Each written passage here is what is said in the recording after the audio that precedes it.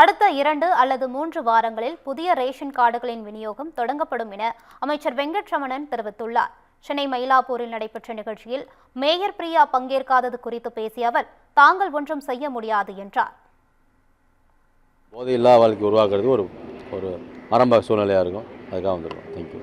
இந்த புதிய ரேஷன் அட்டை இன்னொரு 2-3 வாரத்தில் ஆரம்பிச்சிடும். அது பிரிண்ட் ரெடியாக இருக்குது.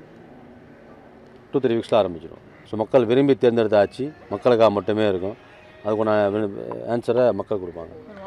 வழக்கறிஞர் நியமனத்தில் மேயர் பிரியா அவர்களுக்கு பேரில் தலைமைன்னு போட்டுக்கிறாங்க. ஆனால் அவங்க கலந்துக்கல. இன்னும் அந்த ஒரு மோதல் போக்குங்கிறது இன்னும் நீடிக்குதா சார் சென்னையில்? நான் அப்படி சொல்ல மாட்டேன். எங்கள் தமிழக வெற்றி கழகத்தின் முதலமைச்சர் தலைமையிலான அரசில் எங்களுக்குள்ள எந்த பாரபட்சம் இல்லாமல் அனைத்து துறைகளிலும் அனைத்து இடங்களிலும் கலந்துட்டு ஃபாலோ பண்ணிட்டு தான் இருக்கோம். சில பேர் சில காரணங்களுக்கு அவாய்ட் பண்ணி போனாங்கன்னா அதை நம்ம பொறுப்பாக முடியாது.